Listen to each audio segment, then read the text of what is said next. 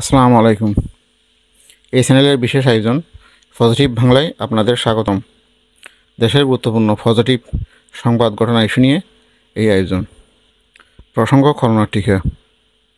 বাংলাদেশে যারা প্রথম দিকে করোনার টিকা নিয়েছিল তারা অ্যাস্ট্রাজেনেকার টিকাই নিয়েছিল।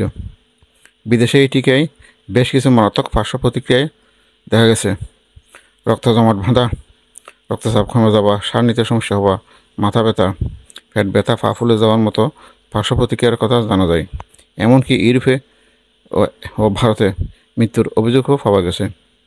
অক্সফোর্ড ইউনিভার্সিটি এবং অ্যাস্ট্রাজেনেকার যৌথ গবেষণার ফসল এই টিকা। ভারতের সেরাম ইনস্টিটিউট তৈরিও বাজারজাত করেছিল। বাংলাদেশে এই টিকার কোনো পার্শ্ব প্রতিক্রিয়ার খবর এখনও পাওয়া যায়নি। দেশের স্বাস্থ্য অধিদপ্তর এ বিষয়ে সচেতন রয়েছে। স্বাস্থ্য অধিদপ্তর এই টিকা গ্রহীতাদের তথ্য সংগ্রহ করতে মাঠে নামছে বলে স্বাস্থ্য বিভাগ থেকে জানা যায়। এদেশে এই টিকা নেওয়া কেউ এখনও অসুস্থ হয়নি, সবাই সুস্থ রয়েছে। এবার অন্য প্রসঙ্গ। দেশের প্রত্যেকটি জেলা শহরের ভিতরে সিটি কর্পোরেশন, পৌরসভার এরিয়ায় এবং গ্রামে মোটর বাইকের সর্বোচ্চ গতিসীমা 30 কিলোমিটার নির্ধারণ করে দিয়েছে বাংলাদেশ সড়ক কর্তৃপক্ষ, যা একটি বাস্তবসম্মত পদক্ষেপ।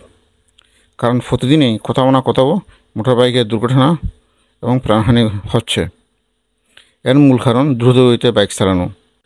এখন বাইক দুর্ঘটনা ও প্রাণহানি হ্রাস পাবে বলে আশা করা যায়।